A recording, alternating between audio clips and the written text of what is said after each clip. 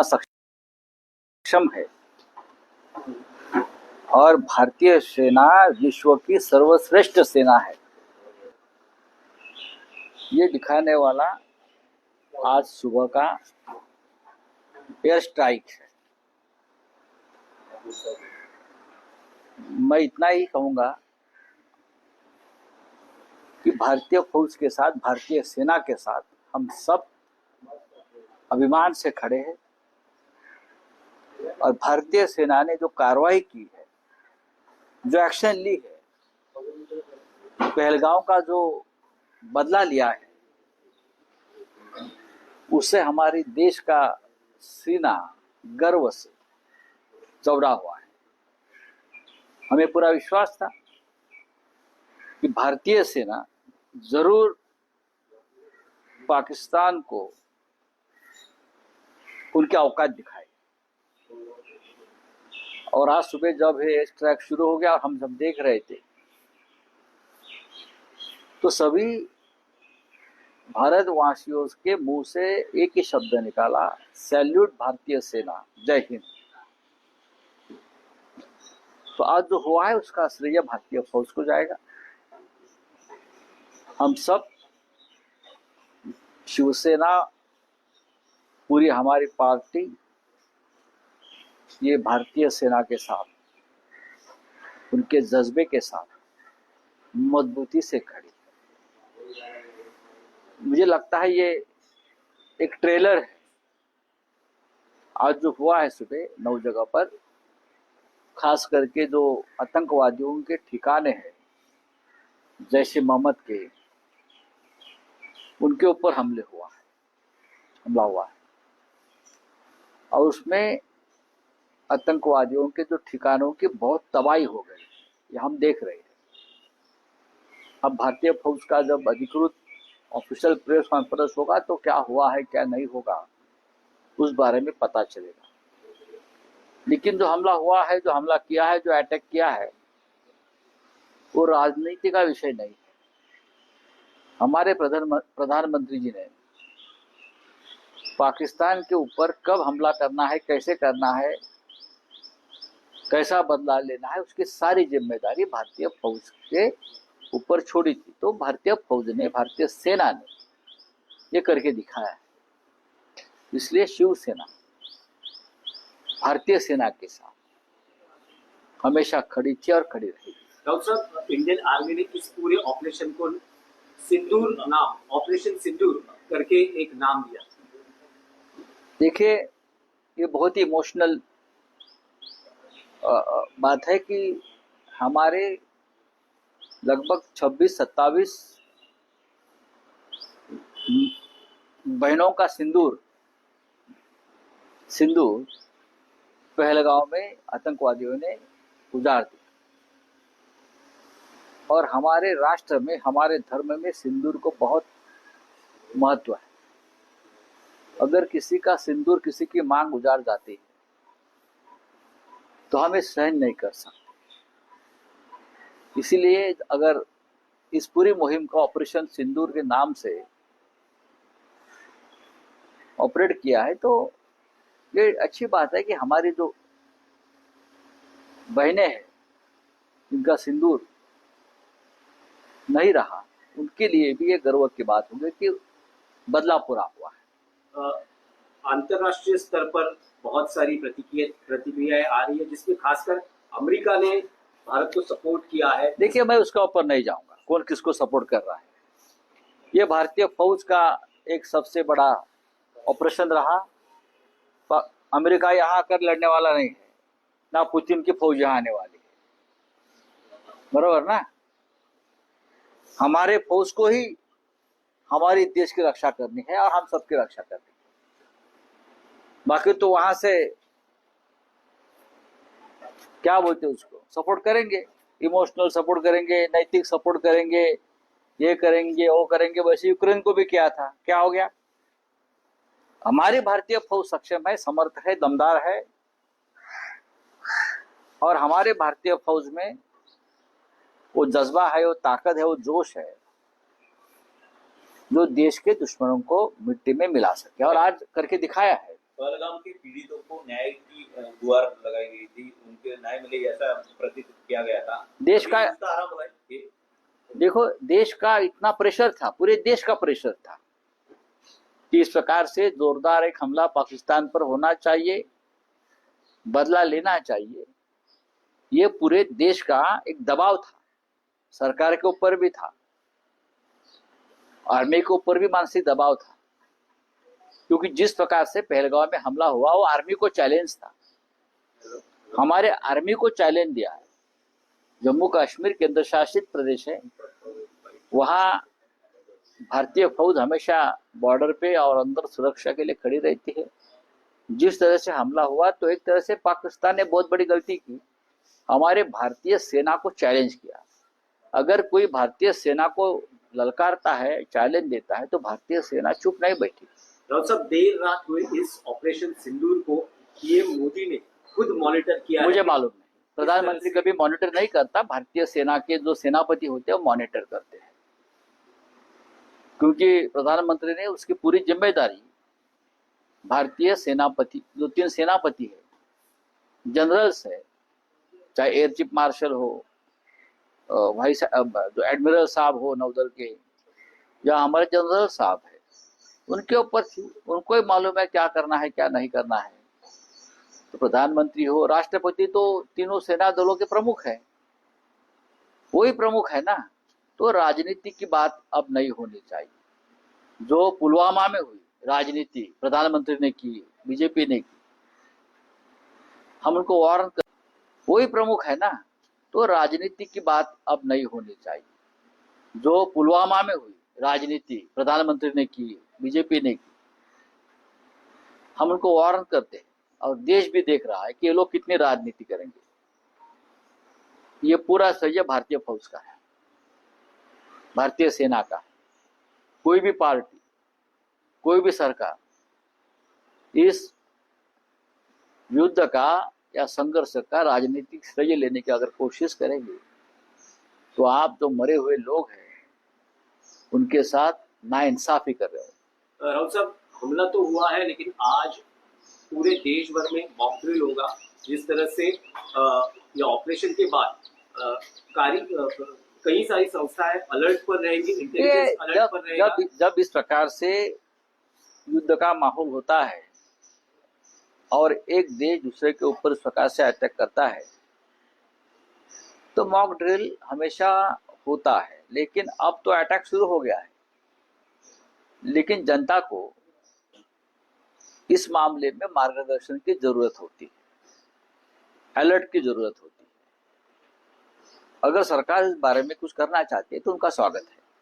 राऊत साहेब, मराठीमध्ये जाणून घ्यायचं आहे की ज्या प्रकारे काल मध्यरात्री भारतीय सैन्यानं पाकव्याप्त काश्मीर आणि पाकिस्तानमध्ये जे काही अतिरेकी अड्डे होते 9 ठिकाणी एअर स्ट्राईक केलेला आहे आणि हे अड्डे उद्ध्वस्त केलेले आहेत आणि या ऑपरेशनला ऑपरेशन सिंदूर हे नाव दिलं गेलं होतं।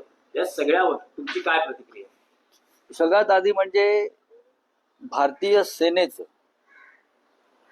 मी म्हणेन तिन्ही सेना दलाचं, नौदल असेल, हवाई दल असेल आणि भारतीय लष्कर असेल, तिघांनाही सॅल्यूट करावा अशी ही कारवाई आहे। देशानं जय हिंद म्हणून सॅल्यूट करावा अशा प्रकारची कारवाई आज पहाटे भारतीय सेनेनं केली। पाक व्याप्त काश्मीर मधल्या अतिरेक्यांच्या 9 अड्ड्यांवर हवाई हल्ले केले, ज्याला तुम्ही एअर स्ट्राईक म्हणता, हवाई हल्ले केले। आणि त्यासाठी आता कोणी पुरावे मागण्याची गरज नाही। हल्ले झाले की नाही, जे बागलकोटच्या वेळेला झालं होतं, प्रत्यक्ष आम्ही ते पाहतोय। पाकिस्तानची झालेली पळापळ, पडलेले बॉम्ब, झालेलं नुकसान, जैश ए मोहम्मदचा जो प्रमुख अड्डा होता त्याच्यावरती बॉम्ब पडले आहेत। म्हणजे जे टार्गेट होतं सैन्याचं ते अत्यंत परफेक्टली ते टार्गेट त्यांनी अचीव केलेलं आहे।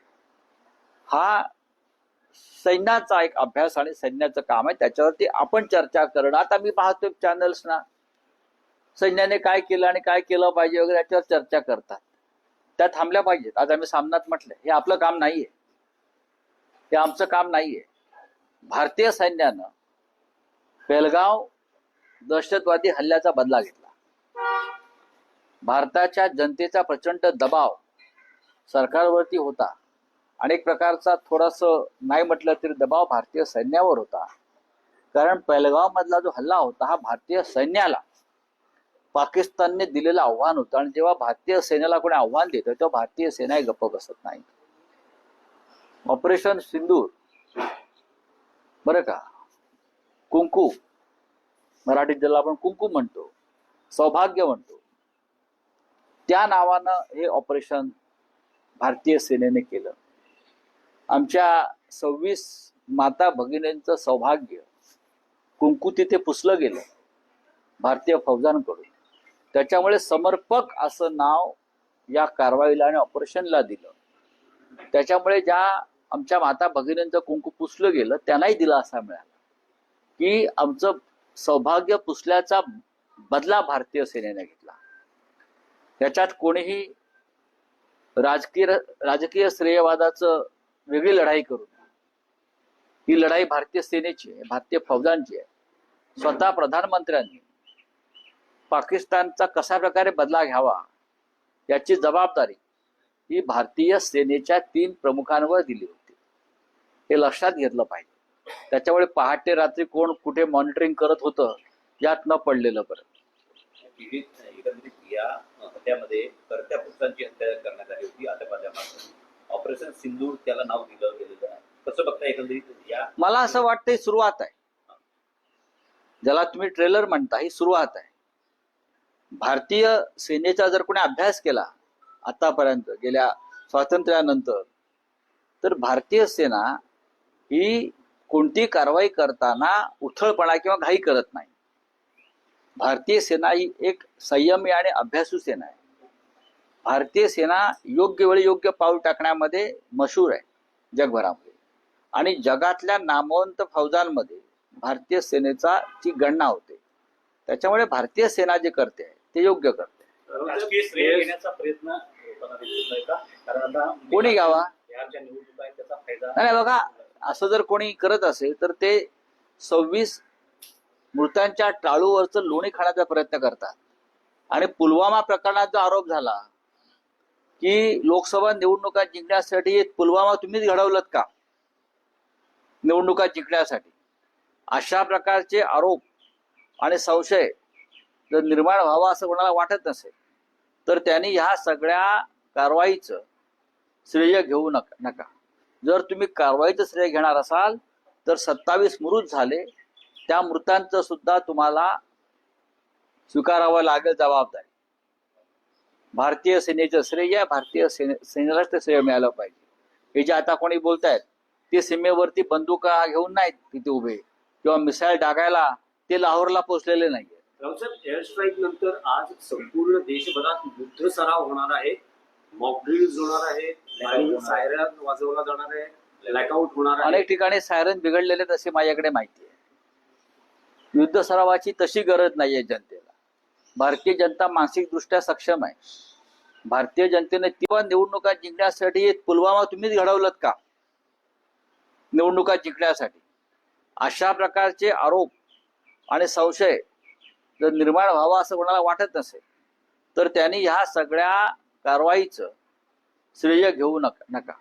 जर तुम्ही कारवाईचं श्रेय घेणार असाल तर 27 मृत झाले त्या मृतांचं सुद्धा तुम्हाला स्वीकारावं लागेल जबाबदारी. भारतीय सेनेचं श्रेय भारतीय सेनेलाच ते श्रेय मिळालं पाहिजे. हे जे आता कोणी बोलतायत ते सीमेवरती बंदुका घेऊन नाहीत तिथे उभे किंवा मिसाईल डागायला ते लाहोरला पोहोचलेले नाहीये. राऊतसाहेब, एअर स्ट्राईक नंतर आज संपूर्ण देशभरात युद्ध सराव होणार आहे, मॉक ड्रिल्स होणार आहेत आणि सायरन वाजवला जाणार आहे, ब्लॅकआउट होणार आहे. अनेक ठिकाणी सायरन बिघडलेले असे माझ्याकडे माहिती आहे. युद्ध सरावाची तशी गरज नाहीये जनतेला.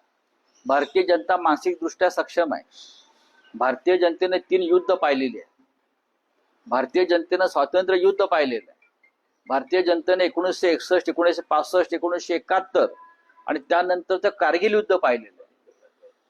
पिढ्या जरी बदलत असल्या तरी भारतीय जनतेच्या नशिबी सातत्यानं युद्ध परिस्थिती की आम्हाला सामोरं जावं लागेल अशा परिस्थितीने येतं. तशी आता 2025चं युद्ध आम्हाला सहन करावं लागतंय. त्याच्यामुळे फक्त मॉकड्रिल म्हणजे लोकांना मार्गदर्शन करणं गरजेचं असतं की दुर्दैवानं दुश्मन राष्ट्रानं आमच्यावरती एखादा हल्ला करण्याचा एखादा शरद प्रयत्न झाला तर आपण त्यासाठी कसं तयार असायला पाहिजे. आता आम्ही का बंकर्स वगैरे खणलेले नाहीयेत. बंकर्स वगैरे प्रधानमंत्र्यांसाठी तिथे तयार केले जातात. जनतेला स्वतःचं संरक्षण स्वतःच करायचं असतं, जे इस्रायलला केलं जातं, सिरियामध्ये केलं जातं, इतर अनेक राष्ट्रामध्ये केलं जातं. हा देश मोठा आहे, त्याच्यामुळे अनेक गोष्टींचा आम्हाला तयारी ठेवावी लागेल. रावसाहेब, आंतरराष्ट्रीय स्तरावर ही प्रतिक्रिया येते ज्यात प्रामुख्यानं अमेरिकेचे राष्ट्राध्यक्ष ट्रम्प बघा यांनी म्हटलं बघा आहे ट्रम्प काय म्हणतायत किंवा पुतिन काय म्हणतात त्याच्यावरती भारतीय सेनेचं धोरण ठरत नाही. तिथे पाताळाच्या आडून पाठिंबा देण्यात काय अर्थ आहे. जसं 1971 साली इंदिरा गांधींच्या मदतीला 7वं आरमार रशियाने पाठवलं होतं. जेव्हा अमेरिका पाकिस्तानच्या बाजूने उभी राहिली होती 1971च्या युद्धामध्ये, तेव्हा रशिया हा देश भारताच्या बाजूनं उभा राहिला. ब्रेझनेव होते अध्यक्ष आणि त्यांनी त्यांचं 7वं आरमार, जगातलं सगळ्यात मोठं आरमार, हे भारताच्या मदतीला पाठवलं. याला मी मित्र राष्ट्र म्हणतो. आता तिकडे बसून आम्हाला पाठिंबा देण्यात काय, लढतंय कोण? आमचं सैन्य लढतंय. मरतायत कोण? बेलगाव, पुलवामाला आमचे लोक मरतायत. हा देश समर्थ आहे, आमचं सैन्य समर्थ आहे. या ऑपरेशन सिंधूरमध्ये एकंदरीत या काही दिवसांमध्ये घडलेल्या घडामोडी पाहता राजकीय इच्छा पण फार महत्वाची होती. तर या प्रसंगी एकंदरीतच आपण बघायला गेलं तर मोदींनी करून दाखवलं असं म्हणता येईल का? बघा, मोदींनी करून दाखवलं म्हणजे मोदी देशाचे पंतप्रधान आहेत ना. मोदी देशाचे पंतप्रधान आहेत. खरं म्हणजे सगळ्यात आधी मोदींनी अमित शहाचा राजीनामा घ्यायला पाहिजे होता, करून दाखवायचं होतं. तरी मी वारंवार सांगतोय, 26-27 महिलांचं जे सिंदूर कुंकू पुसलं गेलं त्याला जबाबदार देशाचे गृहमंत्री अमित शहा आहेत. त्यांचा राजीनामा घेतला असता तर मोदींनी करून दाखवलं. मोदींनी कोणालाही सोडलं नाही. तो पहिला हल्ला असायला हवा होता. आता भारतीय सैन्यावर जबाबदारी दिल्यावरती भारतीय सैन्याने करून दाखवलं. हे भारतीय सैन्याने केलेलं आहे. राज्यकर्ते जाऊन सीमेवर बसत नाही, तो राज्यकर्ते आदेश देतात करायचं आहे आणि सैन्य सक्षम असेल तर करून दाखवतं. याचं श्रेय राजकारण्याने घेऊ नये ना. चला, धन्यवाद.